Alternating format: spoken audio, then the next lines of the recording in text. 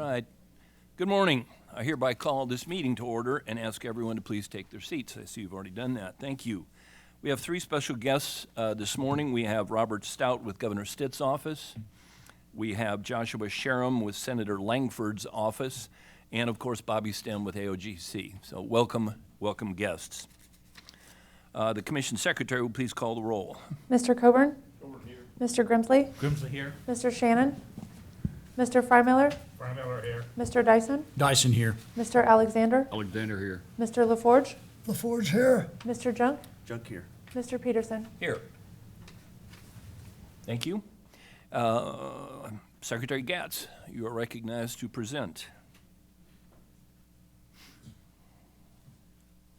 Mr. Chairman, with your permission, I'd like to recognize Sean Davis to make this presentation this morning.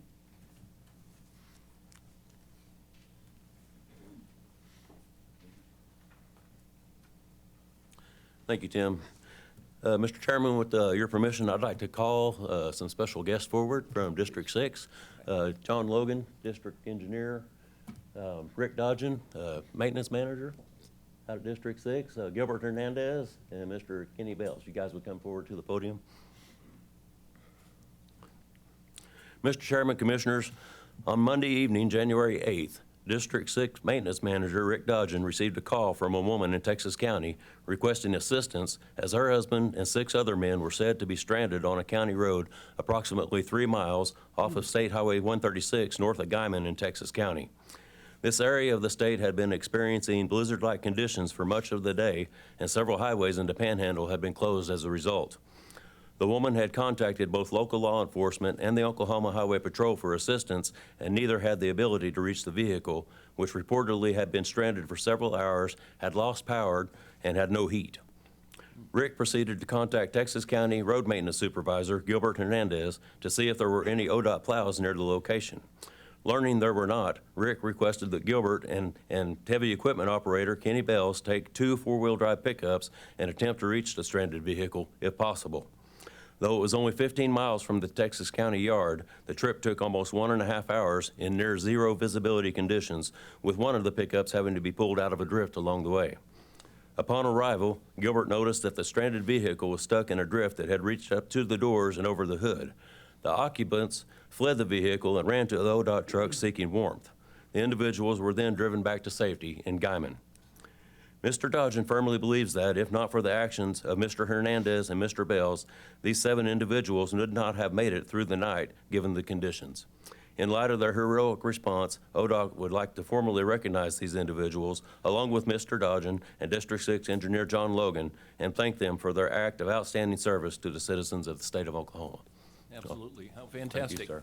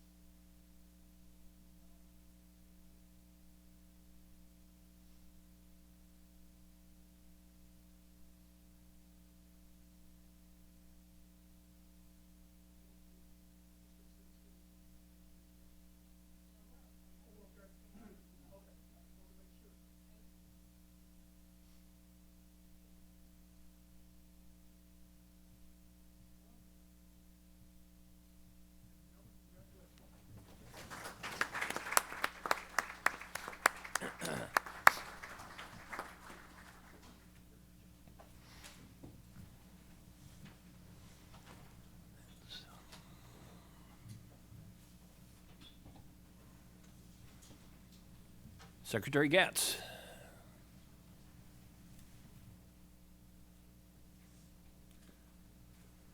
Mr. Chairman, you know, this is one of those days that's a little bit bittersweet, and I want to take the opportunity to recognize Rick Johnson. Rick has been a really a cornerstone of the Department of Transportation's operations for some 25 years. So I want to recognize his service. Rick has decided to move on to another opportunity, and we certainly wish him well in that undertaking. But I wanted to really just take a moment and thank him for everything that he's done for the Department of Transportation across the course of his career, and express our appreciation for his diligence. Rick's always been one of those guys that does not hesitate to come early and stay late. He's been such an integral part of managing every kind of project you can imagine in the Department of Transportation. And again, I wanted to take a moment this morning and recognize Rick, again, express our appreciation and wish him well in the future. We know we'll see him, and look forward to working with him in a new capacity. But again, I thought it was very important that we recognize him and thank him for his service. So Rick, thank you.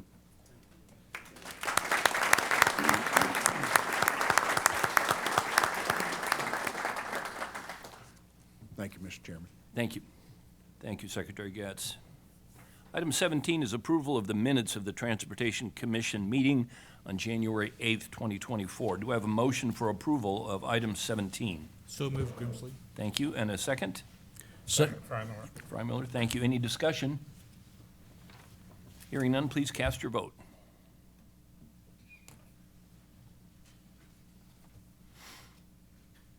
Motion passes. Thank you very much. The consent docket contains items 18 through 21. If any commissioner would like to pull an individual item out for discussion, he may do so at this time. Otherwise, I'll hear a motion for approval of the consent docket.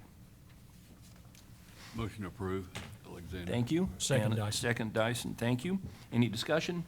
Please cast your vote.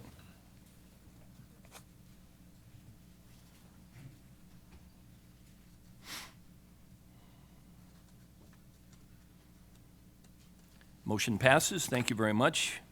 Item 22 is engineering contracts. Mr. Tegler, you're recognized to present. Good morning. Thank you, Mr. Chairman, members of the commission, Mr. Secretary. Item 22 are the engineering contracts this month. I have 5 parts. All these projects that are on this engineering contracts, are all in the current 8-year construction work plan. Part A in District 3, McLean County, Department has selected CEC Corporation to prepare construction plans for I-35. The proposed project improvements are reconstruct and rehabilitate the existing facility and add capacity to the roadway. Total not to exceed amount, $1,223,156. Part B in District 3 in Pottawatomie County, Department has selected Smith Roberts Baldishweiler to prepare construction plans for State Highway 102. Proposed project improvements are reconstruct and rehabilitate the existing facility and add shoulders to a 2-lane road and also improve some access. Total not to exceed amount is $1,304,219. Part C in District 7, Grady County. Department has selected Cowan Group Engineering to prepare construction plans for State Highway 37. The proposed project improvements are reconstruct and rehabilitate the existing facility and add sidewalks. Total not to exceed amount is $750,275. Part D in District 7, also in Grady County, the department has selected CP&Y. This is also doing business as STV Infrastructure. Construction plans are for US 81. Proposed project improvements are reconstruct, rehabilitate the existing facility and add capacity to the roadway. Total not to exceed amount, $1,963,891. And finally, Part E in District 8 in Pawnee County. Department has selected Smith Roberts Baldishweiler to prepare construction plans for State Highway 18. The proposed project improvements are reconstruct and rehabilitate the existing facility. Total not to exceed amount is $1,030,075. Approval is recommended, and I'll answer any questions this morning. You've heard the presentation. Do I have a motion for approval of item 22? Move them be approved, LaForge. LaForge, and a second? Second, Grimsley. Grimsley, thank you. Any discussion? Hearing none, please cast your vote.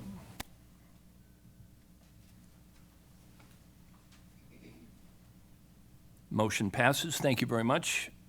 Item 23 is engineering contract supplements. Mr. Tegler, you're recognized to continue. Thank you, Mr. Chairman. I have 3 parts this month. 2 of them are statewide and 1 is project-specific. Part A is our all districts statewide on-demand cultural resources inventories and our HP evaluations and mitigation proposals. The department previously selected 6 consulting firms to provide these services. This supplement is only with Integrated Environmental Solutions. The total increase for this contract supplement is $600,000. Part B, all districts statewide on-demand shop drawing review. Department previously selected 2 firms to provide these services. This is with Consor Engineers and RRP Consulting Engineers, formerly S&B Infrastructure. Total aggregate increase for these contracts is $300,000. And finally, Part C in District 1, Adair County. Department previously authorized Atkins North America to perform preliminary engineering and construction plans for State Highway 100. Proposed project improvements are adding shoulders to a 2-lane road and geometric improvements. The total not to exceed amount is $34,000. Approval is recommended. Answer any questions that you have this morning. Thank you. You've heard the presentation. Do I have a motion for approval of item 23? So moved, Grimsley. Thank you. And a second? Freimeller, second. Thank you. Any discussion? Please cast your vote.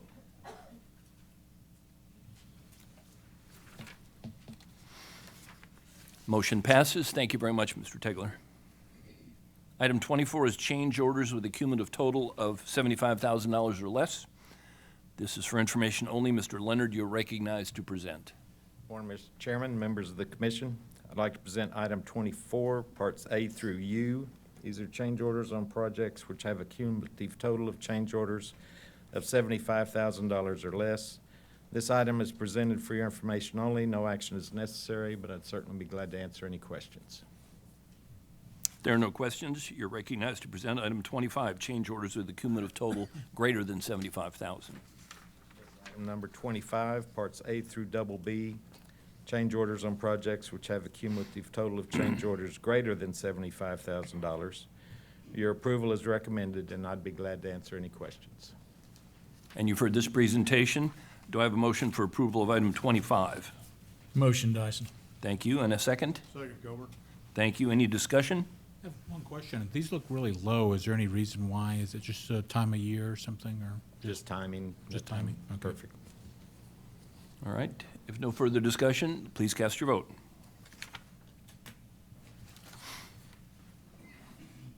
Motion passes. Thank you very much. Item 26 is an additional claim for payment. Mr. Davis, you're recognized to present. Thank you, Mr. Chairman, Commissioners. This is a claim for additional payment by Wildcat Construction on a bridge rehabilitation project in Canadian County, I-40 over South Maple Road, 3 miles west of US 270. This bridge rehabilitation contract was awarded by the Oklahoma Transportation Commission on May 2nd, 2022 to Wildcat Construction Company for a total contract amount of $1,238,991.90. Contract time was 120 calendar days. In September of 2022, ODOT requested that a change order be executed to replace the parapet walls on both bridges. As a part of this change order, additional days were added to the contract for the extra work. This additional work resulted in a bridge deck overlays being pushed back by approximately 2 months, which resulted in traffic remaining on the temporary transitions and existing shoulders for an extended period. Because of this, the existing shoulders experienced failures and resulted in damages to a select number of vehicles before repairs could be made. The contractor has asked that they be compensated for these additional costs, stating that traffic would have been switched off the inadequate pavement had ODOT not requested the additional work. ODOT does not dispute this claim.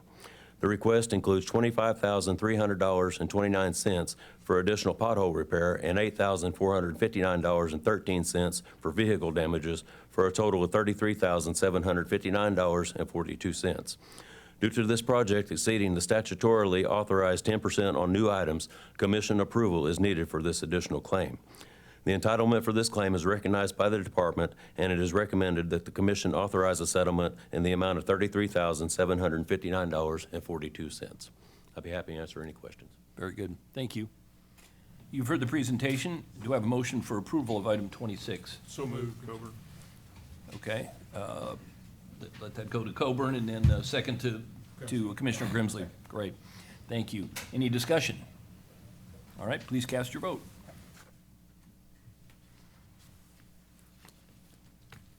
Motion passes. Thank you very much. Item 27 is the Municipal Road Drilling Activity Fund. Mr. Mitchell, you're recognized to present. Good morning, Mr. Chairman, Commissioners. Item 27, the Municipal Road Drilling Activity Fund for fiscal year 2024. The Municipal Road Drilling Activity Revolving Fund was signed into law in 2022. This legislation provides funding assistance to municipalities with populations less than 15,000 people who have experienced roadway damage due to increased oil field activities. After reviewing requests for participation in funding, the department recommends award of municipal road drilling activity funds totaling $5,220,000. This award will assist 11 cities to repair or replace 18.96 miles of municipal roadways. Thank you. You've heard the presentation. Do I have a motion for approval of item 27? So moved, Grimsley. Thank you. And a second? Second, Frymiller. Thank you. Any discussion? Yes, this is the first year we've awarded this, right? Second year. Second Yep. year, okay, you said second Yep. year, okay. Yep. Very good. All right. Please cast your vote. Motion passes. Thank you very much, Mr. Mitchell. Item 28 is the authority to enter into a loan agreement. Ms. Hilmes, you're recognized to present. Good morning, Mr. Chairman, members of the commission. Agenda item 28 is a request for authorization to support the third, fourth, and fifth TIFIA loan agreements to be entered into by the Oklahoma Capital Improvement Authority and the U.S. Department of Transportation. Pursuant to Title 73 Oklahoma Statutes 2021, Section 350.1, and the resolution adopted by OCIA on September 8, 2021, and as amended and restated by the OCIA Board on April 12, 2022. Debt service on this associated TIFIA loans will be payable from the secured by increased payments to OCIA from the Department of Transportation pursuant to certain legal lease agreements for use and possession between OCIA and ODOT, dated May 27, 2022, as contemplated by the resolution. ODOT, through the director, requests authorization to negotiate the terms and conditions of and to execute and deliver direct agreements between ODOT, OCIA, and the U.S. DOT to provide certain assurances and agreements with respect to the lease agreement. Additional TIFIA loan agreements and the transactions contemplated thereby and such other documents, agreements, and certifications as may be necessary or required in conjunction with any of the foregoing financial agreements.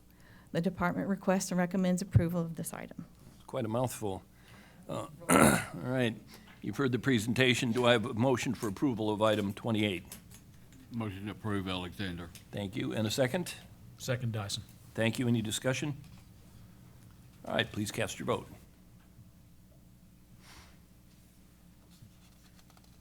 Motion passes. Thank you, Ms. Hilmes. Item 29 is proposed bid openings. Ms. Bryant, you are recognized to present. Good morning, Mr. Chairman and Commissioners. Item 29, proposed bid openings, consist of the final March 2024, tentative April 2024, and tentative May 2024 bid openings. The department recommends approval. Thank you. You've heard the presentation. Do I have a motion for approval of item 29? Motion, Dyson. Thank you. And a second? Second, Frymiller. Thank you. Any discussion? Please cast your vote.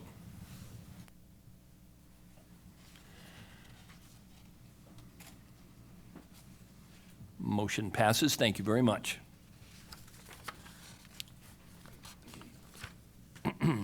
Item 30 is awards. Mr. Goka, you are recognized to present.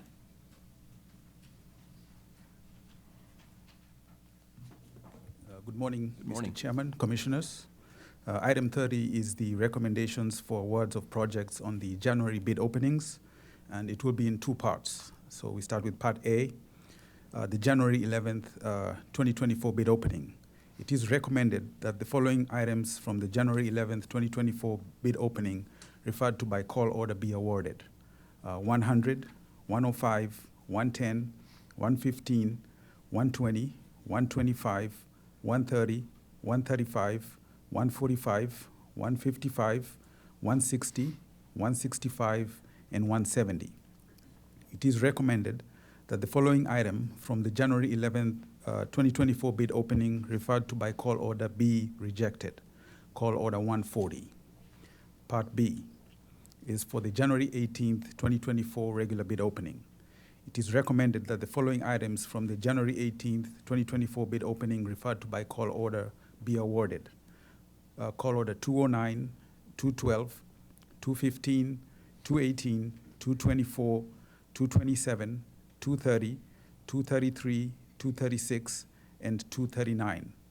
It is recommended that the following items from the January 18th, 2024 bid opening referred to by call order be rejected. Call order 200. It is also recommended that the decision regarding either awarding or rejecting the following item from the January 18th, 2024 bid opening referred to by call order be deferred in accordance with the state statute Title 61, Section 111, for a period not to exceed 45 days. Call order 221.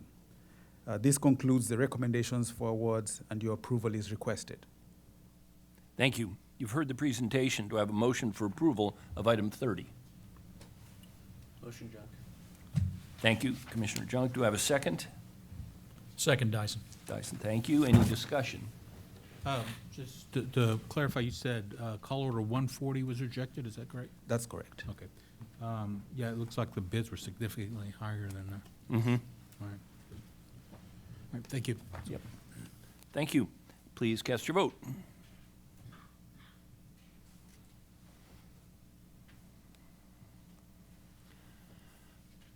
Motion passes. Thank you very much, Mr. Goka. Item 31 is the Director's Report. Secretary Gatz, you are recognized to present. Mr. Chairman, Commissioners, stand here this morning on the verge of the beginning of the legislative session. Looking forward to a good legislative session this year. Looking forward to the Governor's State of the State address today. And again, we got about 120 days ahead of us in the legislative session. There'll be lots of good activity and policy discussion, and certainly this time of year is always exciting. So, on the federal funding front, we are operating now under a continuing resolution from the Congress that will carry us through March 1st. We are optimistic that we can get to a full appropriations bill before the continuing resolution runs out, and really wish the Congress well in their efforts to get that done. We'll see how things transpire, and certainly keep the Transportation Commission apprised of what goes on between now and March 1. Few major projects that are upcoming that I want to touch on. We've got an asphalt job that is a short project between Lindsay and Robinson on I-35 in Norman. I call everybody's attention to that just because it's such a heavily traveled route, and we want the traveling public to be aware. It's only a 15-day project. We're going to do our best to work at night and try to minimize disruption to traffic. But again, the traffic patterns in the area are significant, so we want everybody to be aware of that, and also use that as an opportunity to kind of segue into asphalt season. So we'll have overlay projects going on around the state. We've got about 11 asphalt projects in the queue, and just want everybody to be aware that there'll be more orange barrels going up this spring we need to be paying attention to. Also, appreciate your consideration and approval this morning of an engineering contract on I-35 to continue our widening efforts in McLean County. That project is from Johnson Road extending north, and we're going to, again, continue to try to widen and add capacity from 4 lanes to 6 lanes in the 35 corridor. Chief Taylor has been leading a significant effort to study the entire I-35 South corridor from the Red River extending north to the Oklahoma River, and he's finishing up that final report now, and we will also have an interactive dashboard available. So appreciate Brian's work on that. And again, that widening is scheduled in the 8-year plan to begin in 2031. And again, we look forward to continuing that work. Also on US 77, we have a resurfacing project near Perkins, and that resurfacing is from State Highway 33 extending north 7 miles towards Stillwater. Drivers should expect for lane closures and construction activity in the area. Good news is at least one lane will be open in each direction during all of the work, and we'll do it in segments as best we can to minimize traffic disruptions. Project's estimated to begin later in late spring or early summer and be completed before we get into the football season next year. So, as a project update, another significant project in the 35 corridor is I-35 and 9 West. That reconstruction project is getting started next week. It's a $105 million project that will include a diverging diamond interchange to replace an interchange that is far outpaced its functional capacity. And we look forward to getting that going. Diverging diamond will accommodate heavy traffic and improve navigation, and this will also expand I-35 from 6 lanes from the Canadian River south to Goldsby. We will have smart work zones in effect through this construction project, and that uses traffic sensors and displays messages on the digital message boards as needed to accommodate traffic flows. We anticipate this project will take us about 2 years, and it'll be completed in spring of 2026. We also are preparing to start a roundabout project at US 81 and State Highway 66 in El Reno. We had great success with the roundabout project in Tahlequah, have had a really wide acceptance from the traveling public of that configuration. We think this one will be met with equal acceptance, and project was approved in September. We expect work to start later this month, and this is the 4th roundabout of its kind on our highway network. We expect to wrap this up in about 1.5 years, just in advance of the centennial celebration for Route 66. So I look forward to getting that going. And then US 259 in Hochtown. We've had some activity in the corridor down there in the Hochtown area. Certainly you're familiar with the explosive growth that we've seen in McCurtain County. And the Highway 259 corridor is one that carries a significant amount of traffic into the region and into the area. The work that's going on down there is adjacent to the Choctaw Nation's new resort. They're making some improvements there to facilitate ingress and egress into that facility that will increase traffic volumes on top of the increased traffic volumes that are occurring there now.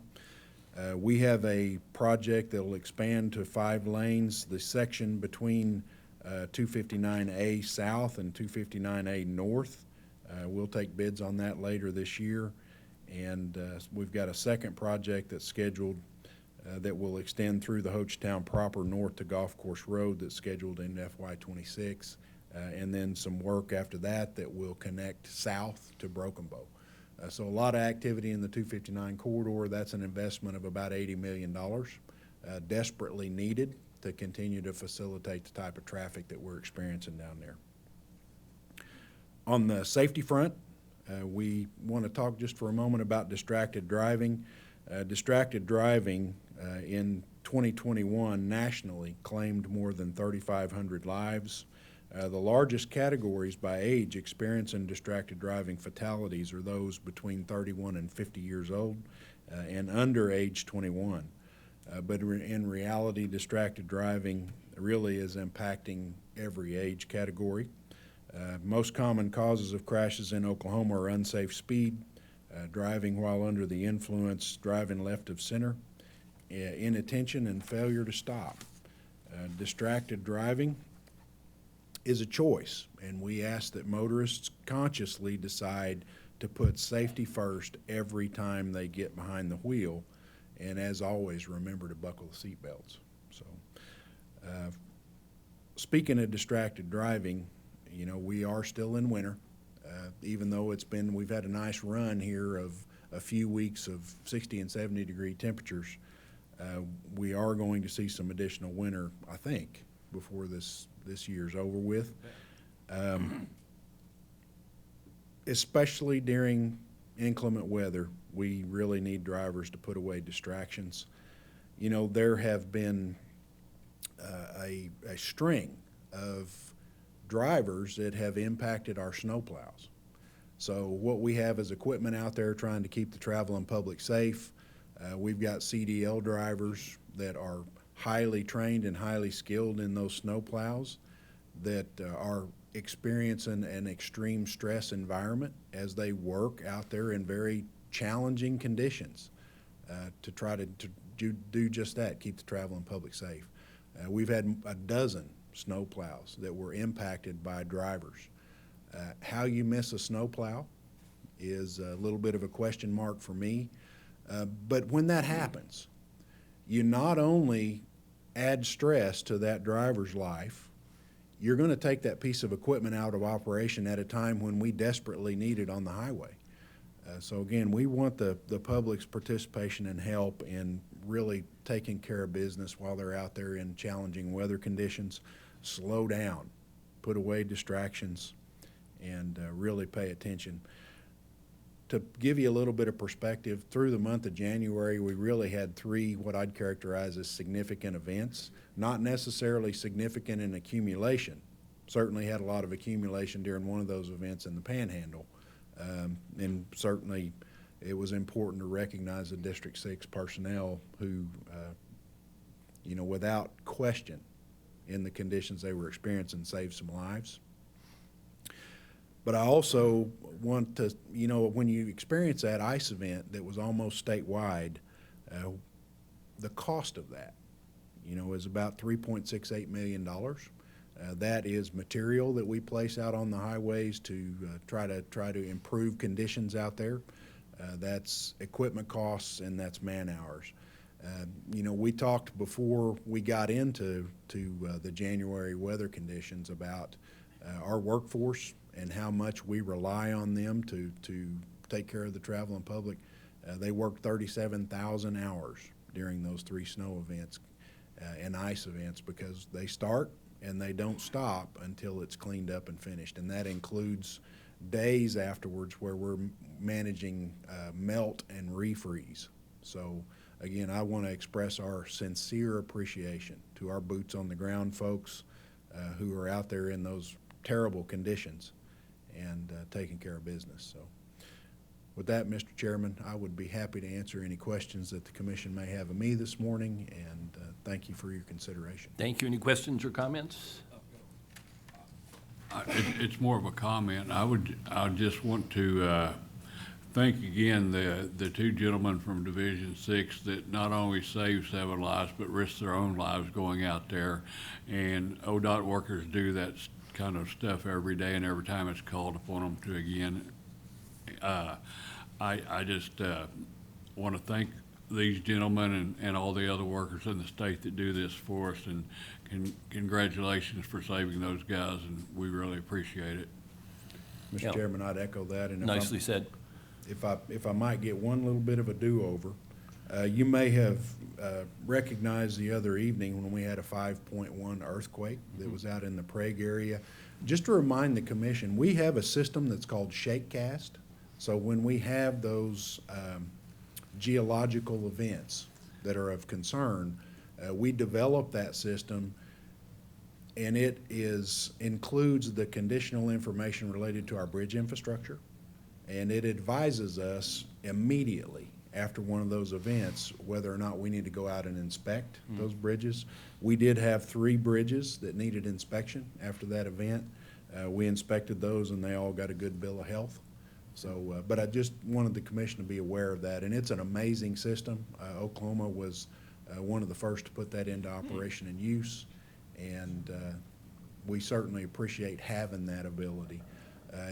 Before we had ShakeCast, when we had an earthquake, we pretty much went out and took a look at everything, and this helps us characterize and really pay attention to the conditional issues that could be affected by seismic activity. So, Very good. thank you, Mr. Chairman. On the Distracted driving, have we seen any data that shows like, the driver assist with emergency braking alerts? Is that having an effect, or are we still seeing, I'm just curious, I don't know. The 100% driver assist technologies do reduce distracted driving just because, the vehicle takes over for you.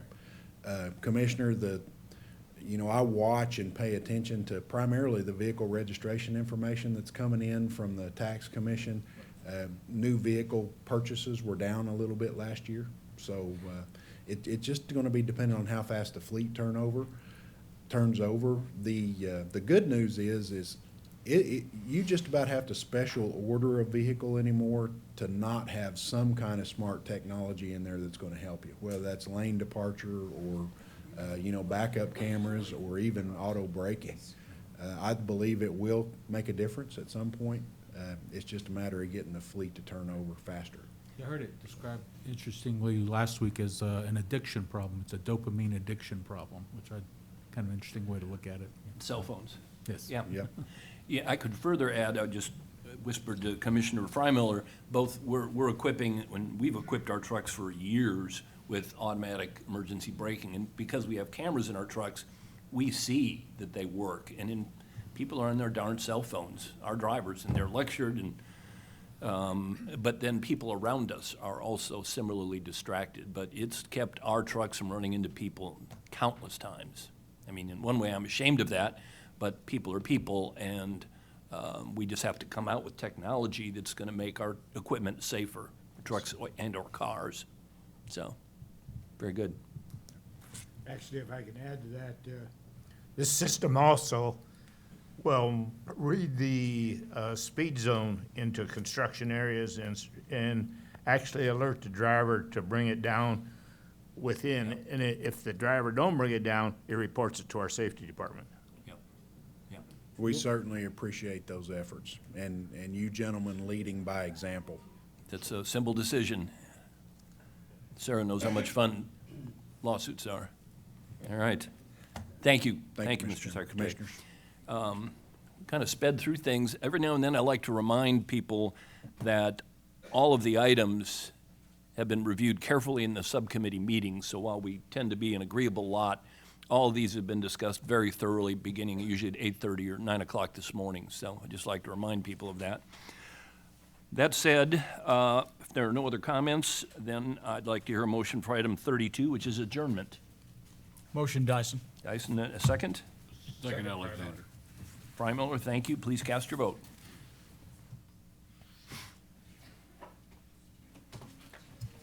Motion passes. We are adjourned.